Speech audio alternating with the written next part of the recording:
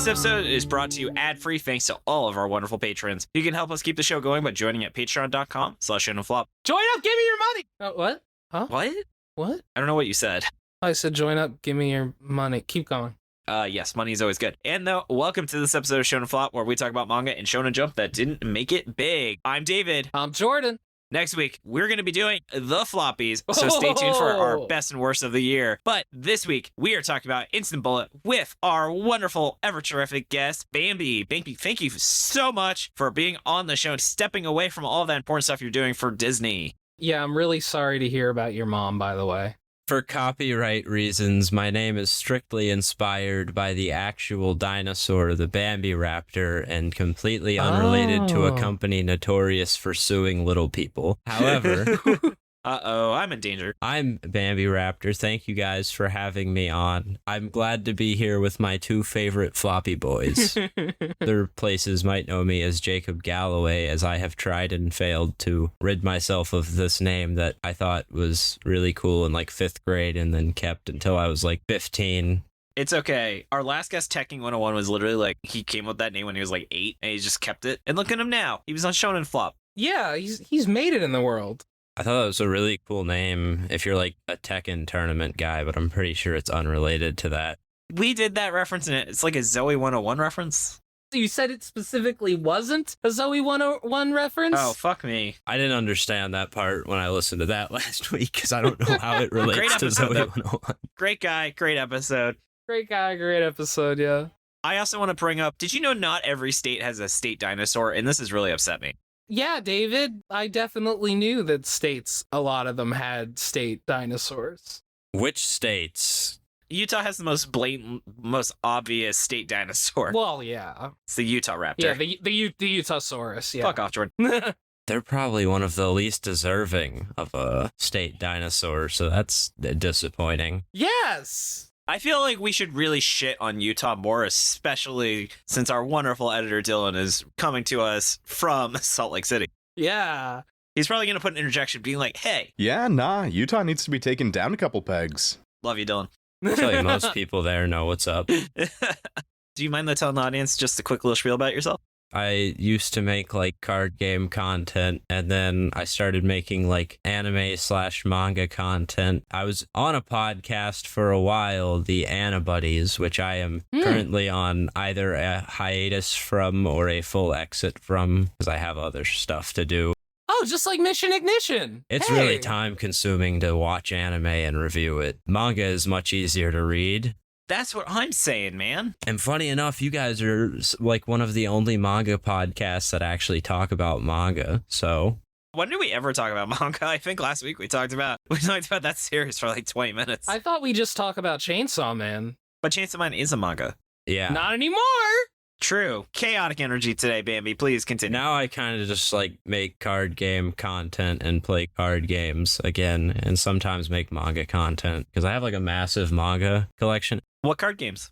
Currently I'm like getting into Pokemon card game. Nice. I used to play Yu-Gi-Oh for a long time, but that game sucks. Did you play the card game on a motorcycle? God damn it, Jordan. Fuck. All right. Bambi, please continue, and then we'll get into manga details before Jordan derails his show even more. They recently released the One Piece card game, and I'm trying that out. It seems all right. It's a One Piece card game? It's doing much better than like any other new card game I've seen. Well, yeah. And I know you guys like One Piece. Boa... We do. I don't feel like I'm saying this right, but Boa Hancock? Yep. Oh my god, the dude. big booby lady. The booby lady, you're right. I haven't gotten to her in One Piece, I don't think, and if I do, I don't remember it, because I'm on, like, volume 24 or something. But, man, her card, man, that'll get you into One Piece. What does that mean? Okay, this is a family podcast, so why don't we... This is a goddamn fucking family podcast, god fucking damn it! I'm just saying the card art is very attractive. It sure is one of the 2 body types Oda can draw. Yes, you know what else is attractive? Hearing the details about this manga. So let's get into that. So Bambi, do you mind telling the audience a bit about the series? Well, this was written by a bit of an underground mangaka known as Aka Akasaka. Fun name to say. It is very fun. I didn't check, but I've always just assumed that's like a pen name or something. Yeah, that's definitely a pen name. Yeah, but apparently he was an assistant for. I feel like it's insulting for me to try to say those names, but the Dead You can Man. just say the guy who made Dead Man Yeah, Wonderland. Dead Man Wonderland people. Excuse me, I think you'll find it's actually Dead Man Wonder World. Fuck, he's in jail now. It's fine. Don't That's a deep cut reference. I don't know what the joke is. Don't take the time to explain it. worry about it. Better you don't. 4 people get that reference. It's fine. Funny enough, that's another one with good art, bad story. Oh. And then I did not know that he wrote Sayonara Piano Sonata, but the other 2 popular works are something called Love is War and Oshi no Ko, which are unironically actually super good. 2 of like my favorite manga that I've ever read. I know you both have seen Love is War in some capacity. Yeah, I've read the whole thing. Have you touched on Oshi no Ko yet? No, I have not. I've heard mixed things about it. Dude. I watched 1 episode of Love is War, and I liked it, so I think I'll watch more. You love the narrator because he's just a giant shit poster. I did love the narrator, but I also liked a lot of other things besides the narrator. But the narrator's kind of a big part of that anime. Yes, but we are not here to talk about Love is War. The plot twist in Oshi no Ko, like, man, Instant Bullet, like, walked with a limp so that Oshi no Ko could run, because that plot twist is fucking astounding. There's a lot of where this author got a lot of bad things out of his system, but we'll definitely save that for later. Yeah. Do you mind telling the audience, though, about what the run dates were for the series? Instant Bullet ran from July of 2013 to August of 2015, which feels like much longer than it should have, but apparently it was a monthly series. It's over 2 years. It was a monthly series. Man, how many chapters did it have? It ran for 5 volumes and 27 chapters, or 25 like actual chapters broken into like weird 0.5s and Yeah. A/Bs. The chapters were just a fucking weird thing. Yeah, I maintain the point of I'm pretty sure it was just so he could have chapter 1B to make a funny little pun. I don't think you're wrong. I also think that is the only explanation. I don't know if this is like some joke that doesn't translate well, but the amount of times that like IB is mentioned would make it seem like it's significant in some capacity. And I don't know if he's just laughing to himself about that or... Yeah. I don't know if the acronym for IBS is the same in Japanese. That would be a very advanced shit posting. No pun intended. Yeah. Oh my god, we're gonna get into it. I thought it was so funny. Can you tell us a little bit about the magazine it ran? Because this is actually not a Shonen Jump series. Dengeki Mao, they generally do, like, this is a vocab word for me, but Chuny Tales and of Twisted Humanity, Sweet Yuri series, which is very matching to the art style, and then adaptations of, I guess, like, the RPGs that are kind of, like, heavily VN inspired. Like Fatless RPG. David gets that joke. I get it. Is that because they don't taste good when they're cooked? No, it's Atlas, and then people who like Atlas games are fat. Fat, yeah, fatless. That's the joke. I haven't heard a fatless joke in a while. Hey, man, I haven't been fat for like 4 years, and I loved Persona. I'm still fat, and I don't like Persona, so what does that say about the society we live in? Well, I'm fat, and I do like Persona. But I like this sentence, so I'll use this one word for word about it's a magazine specifically for a sweaty nerd who goes on about purity a lot while min-maxing their relationship side quest. And then, yeah, it's got some weird shit. I feel like with this description, I'm wondering if Umi Niko and Higurashi were published in this, and I feel like they probably were. Sounds about right. And MaxyBee, our wonderful manga historian, says he is not a fan of this magazine. Yeah, I gathered that from the description. I don't think I'm a big fan of this magazine either, honestly. But speaking of description, Jordan, you know what is description I am a big fan of? What? Yours. So why don't we Whoa. get into learning about the manga itself? Kuro is sad and lonely. He has 2 imaginary friends. He beats people up for fun, and he wants to destroy the world. Same. For some reason, no one likes him. Then, one day, he meets Sarah. That's Sera. See, it's a new spelling of Sarah that you didn't know about. Which is interesting, because did you know the name Sarah is also a Japanese name? Yeah, but, like, only because I've heard it in 1 or 2 anime, but it's been rare. Mm-hmm. Yeah, anyway, she's a girl who has power over bombs and wants to be a hero. She's like Reze, David's favorite girl. They are called instant bullets, and I forget why. Kuro actually made the beast that they're chasing because it's his power. He's the bad guy, kind of, but really he's just an edgelord. Then they meet a witch named Yume, who says there's like 20 instant bullets. She can see the future, but it's like fucking useless because she can't change it, and everybody sulks about being edgy. Turns out Sarah is also a bad guy who wants to blow up the world. You can honestly talk about every character in here by saying it turns out they're also a bad guy who wants to blow up the world. Yume introduces him to a guy named Moroki with a pocket dimension and a creepy murder bunny girl named Kokage. Bunny girl also wants to kill everyone on the planet because her mom was a sex worker who died. People think she killed a bunch of people in something called the Maria drug incident because she created a new drug. But the drug just makes bad people nice. Like, it doesn't get you high. It's just if you're a douchebag, it just makes you into like a decent dude. When people couldn't get the drug anymore, they really didn't want to be mean anymore. So to keep themselves from being jerks, they all killed themselves in a way that framed her for their murder. She wants to make a giant plant that makes everyone's dick stop working, but Kuro and Moroki make her cry until she turns nice. Popcorn David. Yume foresaw her own death, and also that she'd fall in love with Kuro, so she enrolls in high school and asks him on a date. Oh, that's so cute. Yeah. They go back to her place where she has a little sister who stays locked away in her room. Don't worry about it, it's not important. She wants to watch porn and make out, but Kuro turns her down. She's gonna die in 3 days, so he agrees to be her boyfriend till then. Then a group of evil IBs, evil IBs appear colorful, and they kill the witch, which makes Kuro sad because the rom-com high school chapters were the best part of this manga. And now we're gonna have to wait until Chainsaw Man comes back to really be able to see those kind of high school dates. Soon. He gets not just depressed, but ultra depressed, whereas depression works without him actively thinking, which makes him mega strong. However, the witch's little sister was actually her from when she was a little kid because she also has time travel powers. That's right, I lied. She was important. Fuck you, listener. She went back in time and grew up, so she was older in the present, but her current self still exists as a 9-year-old girl. Kuro had 2 neighbor girls who were sisters, and they were the imaginary friends he's been hallucinating. The older one, Toiro, burned down her own house, and Kuro felt guilty about it, while the younger one, Iroha, got put into a coma thanks to the fire, and then legally became Kuro's sister. Turns out they're actually not hallucinations. Well, they still kind of, it's weird. Well, Toiro is, yeah, kind of, I think. They're also instant bullets with vague powers created by Kuro's ability. Maybe?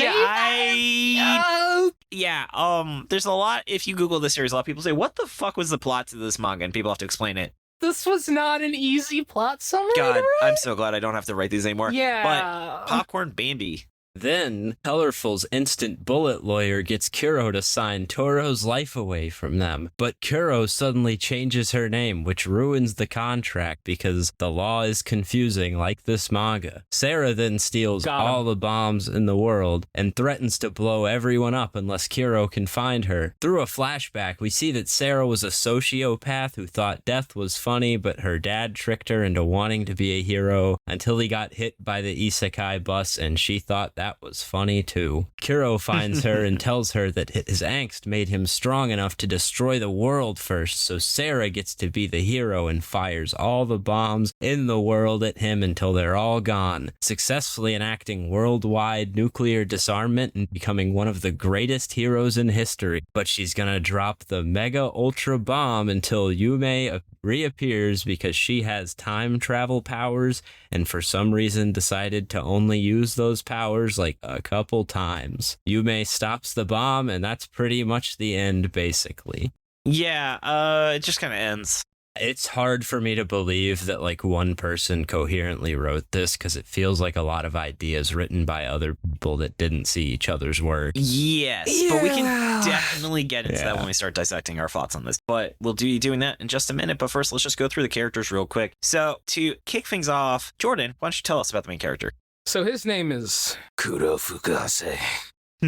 Kuro means black, like my soul, like Shadow the Hedgehog. Kuro the Hedgehog. Kuro the Hedgehog! I guarantee you, if you look that up, you'll find 3,000. All right, I'm going to check DeviantArt right now. I have a note that I feel like you guys might like, because when like going through the introduction of Kuro, it kind of felt like he watched Chainsaw Man and he was like, man, I'm just like Denji. Let me tell everyone that I'm just like Denji. But like, we're not being shown like his struggle at all. He's just gonna tell us that his life's really hard and he hates everyone. That's the thing. Like, rather than seeing his struggle, we just see the effects of it, and the effect of it is that he's a fucking asshole, and I would also leave this guy alone and never talk to him ever. As we talked about in the Chibi, no one wants to be his friend for good reason. He is a fucking piece of shit. Yeah, he literally beats people up for fun. Like, he just finds random people in an alleyway, and he just attacks them. He was like beating up a homeless person. Yeah! I liked that he got catfished by an inflatable doll, though. Yeah, he bought the wrong one or whatever. Yeah. And then he starts this trend of everyone having really shitty parents because he was abandoned by his mother and lived with his grandma. His grandma sounded like she was really nice. I don't know what went wrong.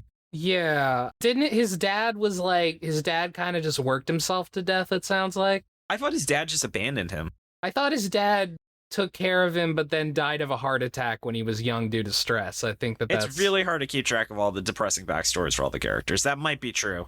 Capitalism takes another one. Yes, but listener, you got to remember everything we're saying was delivered through so much text. So much! And it was all bullshit.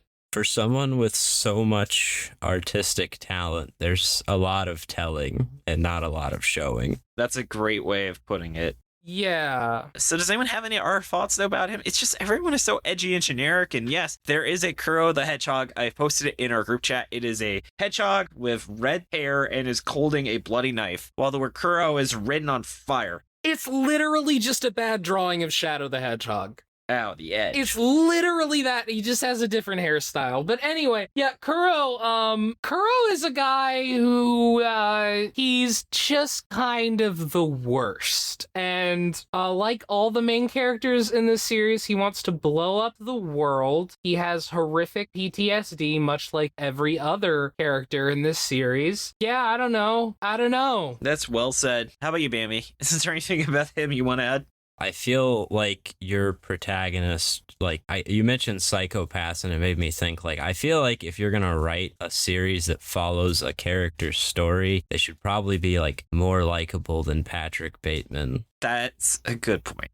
Or there's a way to do it where it works. I mean, like you mentioned Patrick Bateman, you know, I haven't seen American Psycho. People tell me that's a really good movie, but and book. I gotta say that because people yell at me. Like Power. Power is a huge piece of shit, but she's like one of the most beloved characters in Chainsaw Man. There's a way to do this. I don't know for you guys, but I definitely love edgy shit and edgy protagonists, but this is not the guy. No. There's no redeeming qualities. No, but you know who else is edgy? Yes. Sarah. So, Bambi, speaking of your love of edgy characters, what did you think of her? So when she's introduced, we go from that dingy thing I'm telling you about. Now I feel like I'm in Scott Pilgrim, but replace Michael Cera with funny Sarah. Replace Michael Cera with this guy. I get it. She just has this manic pixie dream girl thing added in, and it's fucking weird again. And it's these are two of my least favorite tropes now in two characters that we've met. She shows up and she's like, "Oh, I'm a manic pixie dream girl." Just kidding. I'm evil. I actually want to kill everyone. But it's also kind of part of my charm, you know? Yeah. Haha. What if we just blew up the world as a joke, you know? Just kidding, unless. Neither of you have watched Arcane, right? I have. So, this one's bad Jinx, kind of. Yep. The racist Pokemon? No, the character from Arcane or League of Legends. Arcanine? Continue. Just ignore him. Yeah, just continued. It might say stuff about me that I love Jinx, not the Pokemon. Okay. I don't love this character. Yeah. It's always good when your main characters are bad versions of other characters. That always makes for good stuff. Yep. At least there's a cohesive story here to hold everything together and bring it up. Yeah, real easy to follow. At least the art's good, and he found out how to use it. Yes. And then I will take things for the third character, Yume, for Asuna. She seems to know it all because she can read the future all through. It's weird in that it's not like a prophecy thing. It's literally, it has to happen. Pretty much they were like, if you went and shot her before she's supposed to die, she just won't die, which is the most extreme form of prophecy, forced prophecy I've ever heard of in a manga. This is like some King Crimson level confusing shit, though, because, like, if you see the future where she gets shot, then how could you do anything else in that time period other than what she sees? Like, oh my god, thinking about it is just, do you know what I mean? Like, yeah. Had it not been for your lovely podcast, her introduction is like the point where I would have dropped the series. Because at this point, it's like, all right, so we've got all this that's not going well. Now there's this character, which seems like it's the most like base level. I feel like when he wrote this, he thought it was like really smart and philosophical, being like, oh, the future can't be changed because stuff happens. And it's like, these are like the kids that think they're too smart for philosophy classes. And they think like this is like Beachy. Yes, this is very similar to Piichi. Oh my god. Never going to read that. Don't. They're talking about the eighth deadly sin a lot. Yeah, and then one thing to note, by the way, she has a huge crush on Kura, and Jordan said really great part where they go on dates and stuff. It's kind of depressing. Jordan thinks she's the best character. I would agree. Yeah, I mean, look, it's a low bar. It's a very low bar. The only part where the manga actually seems to have some kind of like pathos and some kind of like followable plot with like actual like characters and like some kind of emotion is when she's got like 3 days to live and stuff like that. I would agree. And then when she's gone, it completely devolves back to where it was. Yeah, that was the most cohesive part of the story, was just that part around her. Yes. I would agree, and I think that's a good segue into talking about what the series did not do well, because we had notes for other characters, but they didn't really fucking matter. All right, so let's get into why it failed. So Bambi, what would you say are some things about the series that really you did not enjoy? I felt like for the first few chapters, it felt like every chapter needed to have its own unique plot twist. And at some point, I feel like there needs to be a plot that's established that the reader can follow, or else they're not going to care about what the fuck happens next week if everything is like, haha, none of this mattered. You were actually tricked. So, Bambi, I'm going to stop you right there. You say each chapter has to have their own unique plot twist. No, I would say every chapter has the same plot twist applied over and over again. Wow, my parents are dead. I'm a bad person, but I seem really nice on the outside. I'm nice, but I'm actually want to kill everyone, including the main character, which made zero fucking sense because he acts heroic all the time, but still says, I'm secretly evil. No, you're not. None of your actions make you seem like an antagonist. Yeah. Well, I mean, except for the thing when he's beating up homeless people. But besides that... That's a fair point. Also, at the end of chapter 5, I'm like, okay, so we're actually calling this the prologue. Normally that feels like a way to be like, don't worry, there's more interesting stuff coming. I just needed to get all of this out of the way so I could tell you the real story. Instead, that like, just for me, it's like, wow, this is supposed to be your hook. And in 5 chapters, none of this hooked me. Instead, it was just not good, and it was really messy, and it felt like you didn't like storyboard anything before you started drawing. There is so much text here. God. And so much of it is just totally unimportant. And it's just, like, here's the thing. He'll have a character lay out, like, their backstory or their conflict. And then just in between every sentence, it'll just be them going, I'm so fucked up. Oh, I'm so evil. I'm such a douchebag. Oh, I'm such a piece of shit. I want everyone to die. I hate them all. And it's just, like, in the middle of explaining their backstory, this will just... Literally, yeah. I'm glad to see that you guys also struggled with reading this, because it was a really difficult read for me because of how boring it was. And I know that you guys, I was like, I don't know if this is just me, because I normally only read stuff that's like worth reading, because I don't like go out of my way to try new stuff. I'm like, okay, if something's recommended by other people, I'll look at it, but I'm not like randomly picking stuff on the Viz app check out usually. But like, it felt so bad. I'm sure there's worse stuff. You guys have definitely... It doesn't seem like a school judgment, but that's a talk for later. This author cannot write monthly series. There is a very special technique and style to make a monthly manga not feel immensely painful. And this was not it, because he had 20 pages of material and spent 50 pages on all of them. My issue with this, it's kind of the same thing. This is reminding me like a lot of Vici and philosophy school, where it's like, this author's trying to be edgy, and all the parts where it's edgy just suck. And then there's just like the parts of it that don't suck are the parts where it's not edgy. But so much of this manga is just so fucking edgy and like dark and like this fucking piece of shit. God, this is one of these series where like if you read at the surface level, you're like, it's not that bad. But if you do any amount of critical thinking, you're like, this series was absolute dog shit. Problem is, with all those words, it's hard not to do critical thinking. It's one of those things where it's like, I talk the most in the debate, which means I win kind of writing. Ben Shapiro. Yes, it's the Bobby Shapiro style of manga writing. If you're gonna write that much, it has to be intelligent. Like, Death Note has a fucking ton of words, but at least there's like intelligent, like philosophical discussions to be had about what's occurring there. This manga is literally like reading a filibuster.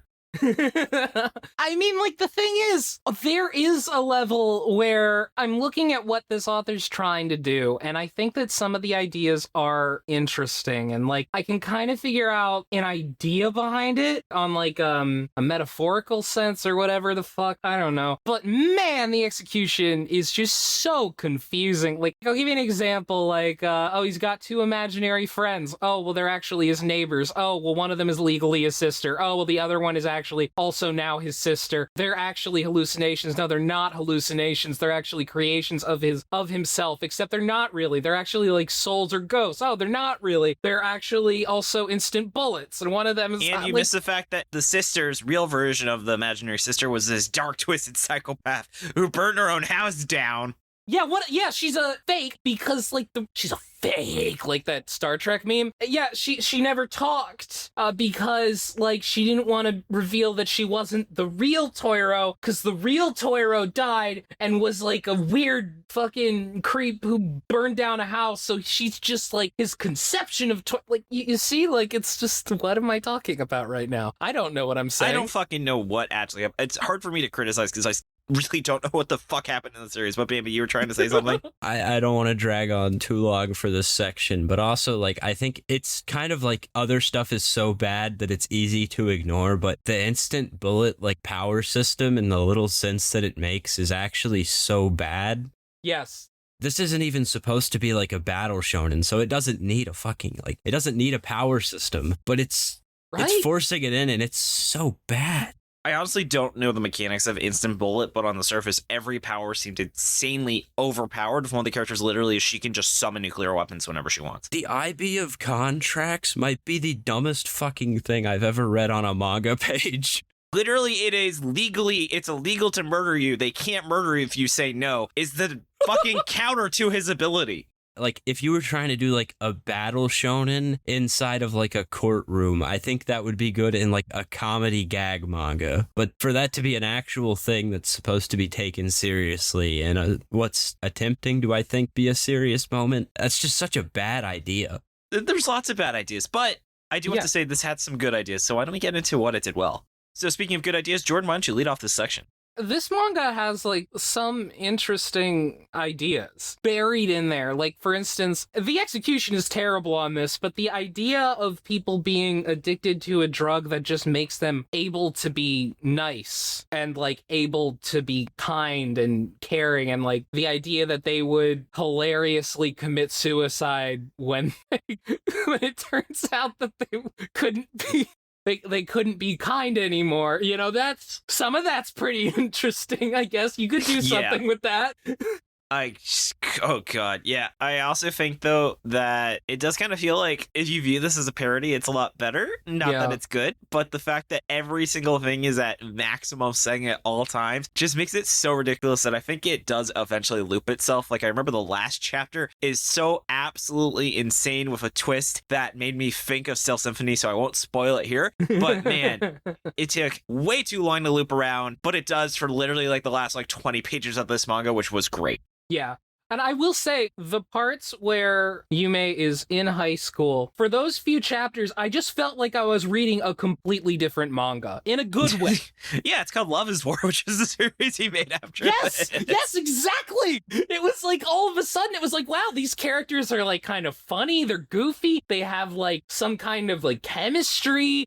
There's like an emotional connection I can kind of make with this witch character. Like there was something there out of nowhere. It was like, oh, this isn't Instant Bullet anymore. This is like Quick Slug. Okay, yeah. Bambi, I don't know how to segue into that. So what was some positives you saw? This might be like a backhanded compliment, but if I read this like in 2013 to 2015, I'd be like, man, this guy needs to find someone to write for him because the art's pretty like good. There's a pretty unique style to the characters, but his writing ability is just not there. But for him to go on and like fix that himself, good on him. I mean, there's definitely some off-model shots, but yeah, the art is definitely not an issue in the series, which is great. A lot of the stuff you guys say has made me like think more about like art stuff because I'm pretty easily like amused. I'm kind of like monkey brain with that where it's like this looked good, that looked not good. But yeah, I would definitely say like he has one of my more like favored art styles among manga that I've read. Mm-hmm. So yeah, I'm glad he was able to put it all together without having to give someone a large piece of his profits. That's fair. And then, as Jordan talked about, like the fun little moments are nice that are in the school. I also thought it was kind of clever how he renamed like his spirit friend. So that's how she got out of the contract, which shows just how absolute dog shit being the IB of contracts is that works as a loophole. What a shitty power. I thought it was hilarious how he shows up towards the end and he's like, no, you can't do this. No, because if you do it, I'll kill myself. No, like stop trying to save the world. I'll kill myself. And it's like, dude, if she detonates the nukes, you're gonna die anyway. I don't know what the fuck you think you're solving here. Imagine if he just is like, what's the catch? Yeah. Also, like, you know, the time travel stuff was kind of interesting. I don't think it was handled as well as it could have been at all. But the concept was, I was kind of into at certain points. I like how it's like, oh, I was able to time travel to this point in the future because my 9-year-old self is down there and seeing it. And, okay, it doesn't really make that much sense. Also, she apparently has Zawarudo powers, but she doesn't use them. Yeah. And it was confusing because it was like, it seemed It was like too difficult to write for a character that can stop time like that. stop time, see the future, travel into the future, and she only ever uses the worst of those 3 powers. Yeah. And then you find out like she only time travels once. Like, I guess she technically does it like twice, but it's just like, you could do this the whole time? Yeah.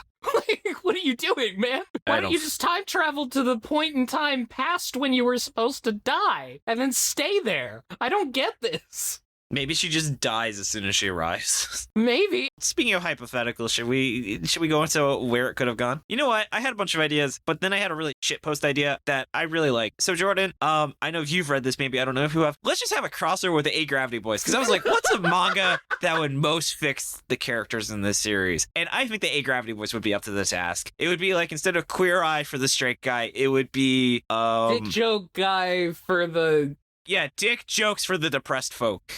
Oh, hey! Okay. Damn, that's really Hey! good. So they would just be like, hey, you know what'd be funny with that grenade you got? Shove it up your butt.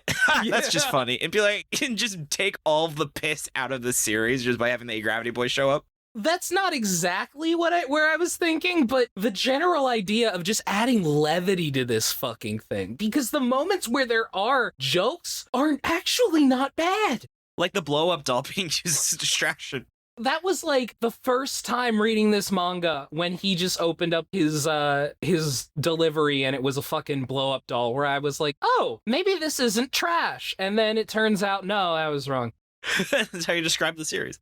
If you just made this like more satirical, like if the point of this manga was to laugh at how hilariously over dramatic these teenagers were, it could be good. It could be really good. But that is Man. not what this manga is. So baby though, what about you? What were some things besides just, as you said, turning the series into Love is War, what would you have fixed about it without tearing out the infrastructure? So if you're going to make your guy at the beginning like an absolute piece of shit, right? There's an obvious direction to go with that of, okay, let's redeem him throughout the story. Let's have him grow as a character over time, which there's nothing that really like invokes that happening. And my opinion of him hasn't really changed very much. I could name endless series that do this well. In fact, you know what it is? It's like he's supposed to have a character arc, but it's more like, because it doesn't really like happen over time, it just seems like he's a piece of shit, and then sometimes he's a nice guy, and then sometimes he's a piece of shit again. Yeah, he keeps bouncing back to being an asshole. Yeah, he's just bouncing. It just makes him have a completely inconsistent character, rather than being on an arc. I love using this as an example because it's always great to bring it up, and I'm not 100% sure, but I don't think either of you have read it, but Vagabond, the guy kind of starts out as like a piece of shit, and seeing his emotional growth over time is the most moving part of that, and why it's one of like the absolute favorites in like all of seinen manga. Is that the manga with the unbelievably amazing art? Yes. Is that by the guy who made Slam Dunk? Slam Dunk and Real. Real is also like that. You see one of the... Dude, every time you guys talk about like some of the best manga or mangakas of all time, and he's like left out, I'm like, they need to read him one day. We are uneducated in many ways. Well, once you have like the right certified flop, you gotta save that one to recover from it, maybe. That's fair. Gotcha. Okay, but I think we're getting a little off track. I also thought that the IB kind of looks like the number 18, so what if this entire series was just about, like, literally about teenagers being melodramatic and having to get emotionally ready for, like, life-changing, and the series is, like, set as, like, a high school thing, maybe with some magic, but it's all about, like, once they graduate high school, they're parting ways. They actually become adults. There's a lot of emotional development you're going to go through in college, and it just shows how people are not quite ready yet to become an adult. And this is kind of, like, your end of, like, that childhood, adolescence, and that's why you're imagining all this crazy bullshit that's going on, because literally this series is what 16 and 17-year-olds in high school think their life is going to end once they graduate high school would be dreaming of as a series. Yeah, there are aspects of this that are relatable to the 14-year-old in me, I will say. Nihilistic. Very nihilistic, and not the good kind of nihilistic. We're nihilists, Lebowski. We don't believe in anything. Okay, well, I do believe in miscellaneous thoughts, so let's get into that. Jordan, though, so what was some miscellaneous thoughts you had? David, I think that this manga has a line that rivals the 8th deadly sin being justice. What is that? The bunny girl, her mom doesn't just sell sex. She doesn't just sell drugs. She sells drug sex. God, yeah. Where's the rock and roll? It's like, no, man, she has sex and does the drugs when she's having sex. Yo, man, she has drug sex. Crazy. I lost my mind when I read that line. I was like, what the fuck? It's kind of like eating while you watch TV, right? Yeah. I think that's pretty common, actually. Well, yeah, but like you're taking two dopamine sources and putting them together. It's the optimal way to do them. It's like peanut butter and chocolate, yeah. Also, they call it IBS. That's like irritable bowel syndrome. That really needed a small S. I don't know what a real translator would have done about that. Yeah, it really did. If they just didn't make it a capital S, it would have been fine. I know it's not like grammatically correct, but like sometimes I've seen the apostrophe S after acronym like that. It just looks better. Yeah. Does anybody know why they were called instant bullets? Because did they explain that and I just forgot? They could instantly make the series terrible. I don't know if it's something to do with a translation issue, but it seemed like in the early chapters there was some establishment of it being like, it's just a power that you can use instantly. That makes sense. Which isn't even true. There's that one guy who's like, yeah, it took me 7 years to get, I can get all the information in the world, but like it takes me a long time.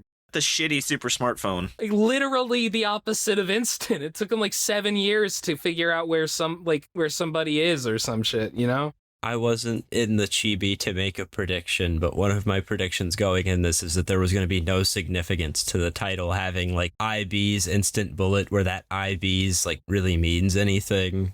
Good guess. But at this point, like not even just the IB's, but the instant bullet didn't really mean anything, which is they just overtook. Nothing in this series meant anything, you know? Also, can you believe they said 99% of people in the world are happy? Like, Yeah. really? Are you fucking kidding me? That is such a dumb teenager thing to say, though. What is the child starvation rate?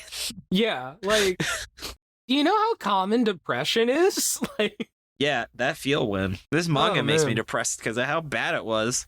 I was already depressed, and this manga makes it worse.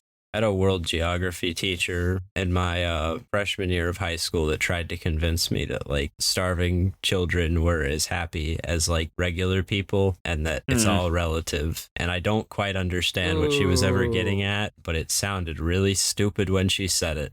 It's very stupid. That is very, very stupid.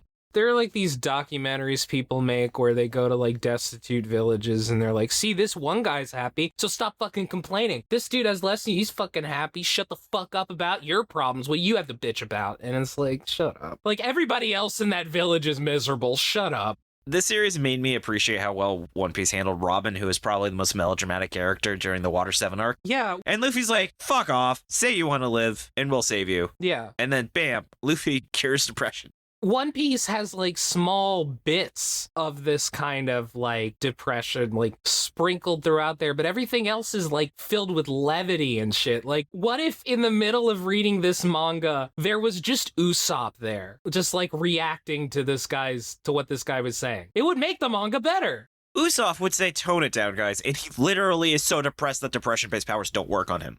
Yeah, he's like, whoa, guys, that's kind of weird. Yep. That's a good 6-word summary. Usopp would say, tone the depression down. Fuck, that's better than what I had. That's better than what I had.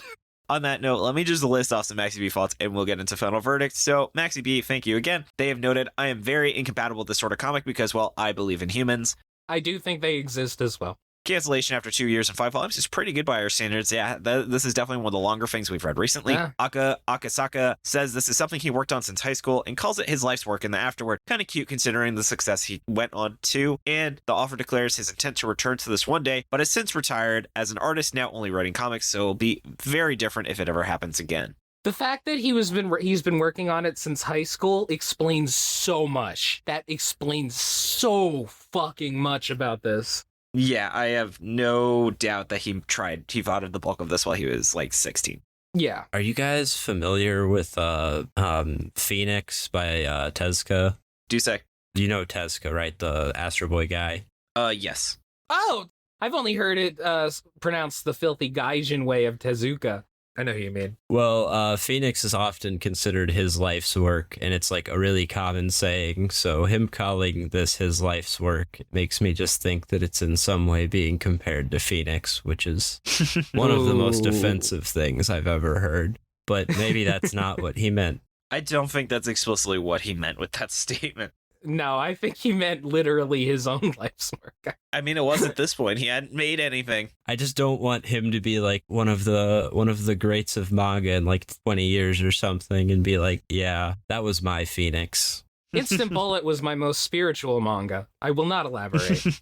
Okay, so though, let's get into the final verdict. So, right, starting things off from the community, Tucker, gentlemen, we've achieved it. Peak emo. MaxyBee, a chuny tale of twisted humanity. Orange, Madoka Magica, but everything is black. That's a great series. Dude Rocks, protects powers. Puppified cream, amazing. Chicken Warlord, Biscuit Hammer, now with extra delusions. I like that one. Albi, who wrote this? Instant bullshit. Ishigami, T. Wolfwood, not bizarre enough to interest me. Dragoniti, I feel nothing and remember less. Special thanks to Resident Warhammer Nerd for helping them think of theirs. And on that note, they said, a miracle this ever got made. 090Z said, neat concepts not expanded thoroughly enough. And Bambiraptor, or Bambi, sorry, I used your Christian name, your full Christian name, my apologies. Bambi, what was your 6-word summary? Maybe we stick to one plot. Yeah, I completely agree. How about you, Jordan?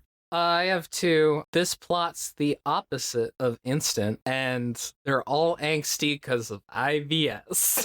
So it is actually 6 words if mine was Usopp thinks they need to turn the depression down. And though my actual one, I really wanted to say, Mom said it's my turn to be edgy, but that's 8 words and I couldn't think of a way to make it 6. So mine was Alexa, play Where Is My Mind? Because this definitely feels like someone watched or read Fight Club before they wrote the series. Yeah. Alexa, stop. You know what Fight Club also has? Jokes. What? and good writing. Yeah. Yeah. Okay. Those are some great 6-word summaries. So, Bambi, what do you think? Is this series a flop or not? Or a certified flop. I feel like I'm not particularly qualified to give anything a certified flop, but I'm still None of us are. I'm still giving this a certified flop because I think it is the worst manga I have ever read. And before this, it was Days on Fess, which was really bad. You literally just said it's the worst thing you ever read. You can definitely call this a certified flop. Yeah. I have a refined palate. But yeah, this has got to be certified flop for me. But there's probably worse stuff that even you guys haven't read, maybe. Hey, you ever hear of this manga called Biichi? That's really bad, too. I know that it's the worst work of someone that has one work that is also in, like, I haven't read the manga for it, but Fire Force is probably one of the worst anime I've ever seen. So. Oh, brutal. Oh, don't tell my girlfriend that. She loves that. Oof. I really love Soul Eater. I like Soul Eater. I wouldn't say love. I really like Fire Force. Fire Forces, man. Some of the worst fan service ruining the plot I've ever seen, but. Fire Force has issues. Fiery takes. Anyway, did you have a recommendation for what people should check out instead of this? Yes, actually, and it's funny because I know you guys have one that's very similar. Have either of you ever read Spirit Circle? No, but I know it's by the writer of Lucifer the Biscuit Hammer. Yeah, I was going to mention that one if you guys didn't, because I haven't read Biscuit Hammer, but I've read Spirit Circle, which it feels like he literally, I'm pretty sure Spirit Circle was ongoing or maybe finished right around when he wrote this. It feels like he read Spirit Circle and thought, I can do that and do it better, and he completely missed what made Spirit Circle good. This author missed a lot of things of what makes things good. Like, if you guys read Spirit Circle, it will literally feel like you are reading almost the same thing at the beginning. Well, there you go. And then how about you, Jordan? Is this a flop or certified flop? So you know how Aliens area, it was like almost certified, but like just wound up being a flop? This to me is almost a flop, but no, it's a certified flop. Yeah. It's fucking certified. It was too miserable to read is the problem. This was painful to read. There are aspects of it where it's like, oh, that was cool. Oh, that was interesting. But the process of getting through it was such a slog, and I don't want to read it again. So it is certified flop. And for my recommendation, somebody mentioned the 6-word summary, little anime called Puella Magi Madoka Magica.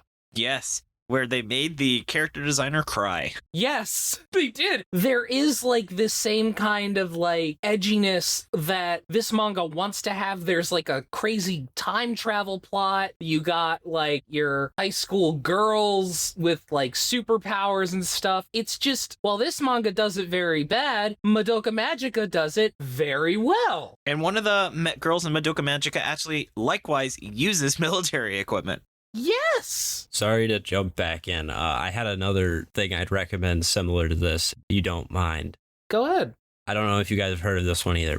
Dead Demons DDD Destruction. That's a great name. Jordan's gonna go check it out. Yeah. By the guy that wrote Poon Poon and Solanin, but it's getting an anime soon. The manga is very good. It's about like girls and the world ending. So kind of in that same vein. That sounds really fun. Yeah. I'll have to check it out. Short too.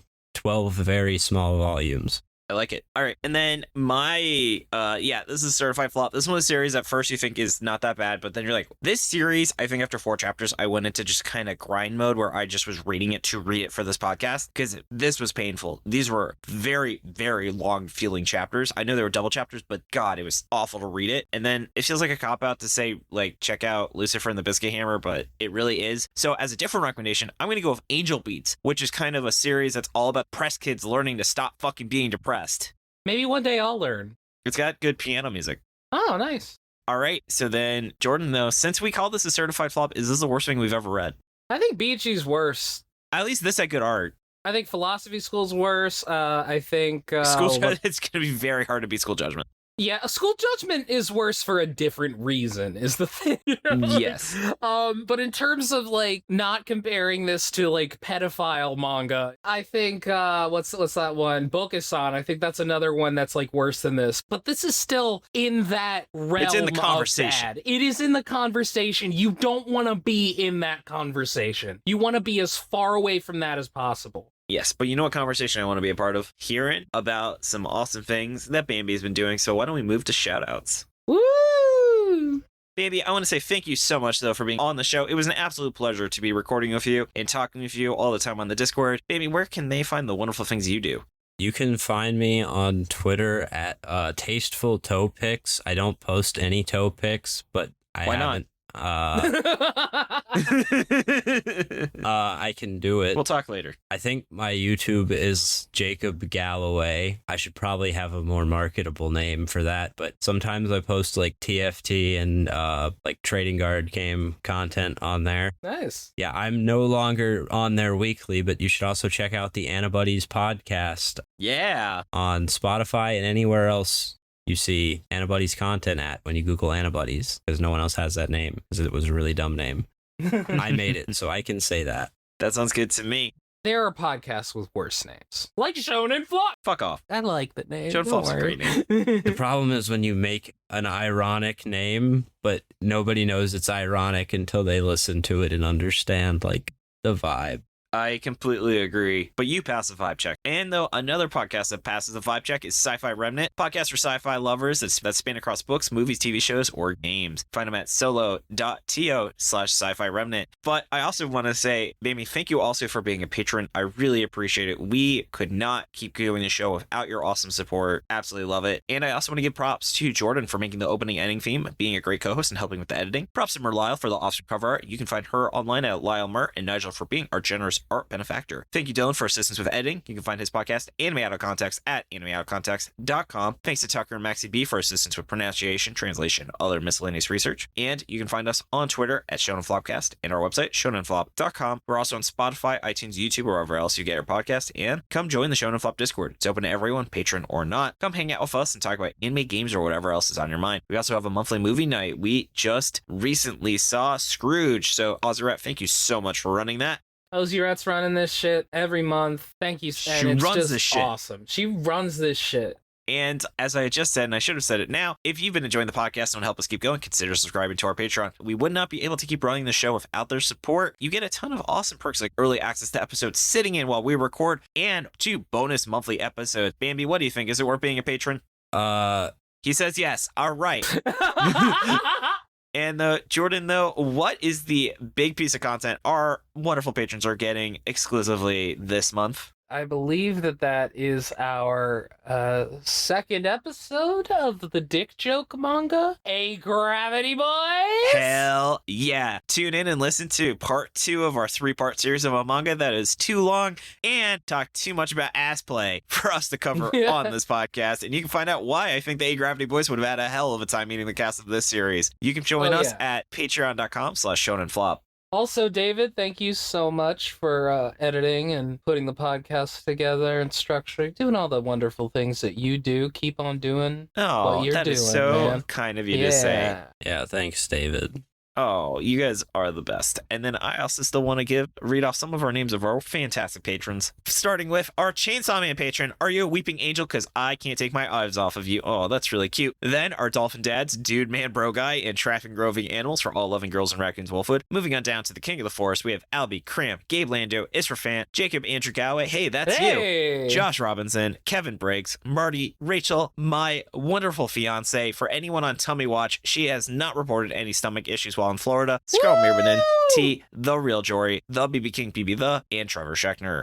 Thank you so much. I love all of you. You're all my children. Yes, you're all invited to my dog's bar mitzvah. Thank you so much for joining us. Tune in next Monday as we do the floppies. Yeah. The floppies. Woo! This has been David. This has been Jordan. This is Bambiraptor / Jacob. Are you going to give your social security number as well? It's And you've been listening to Shonen Flop. Keep on flopping, flopper. Yeah.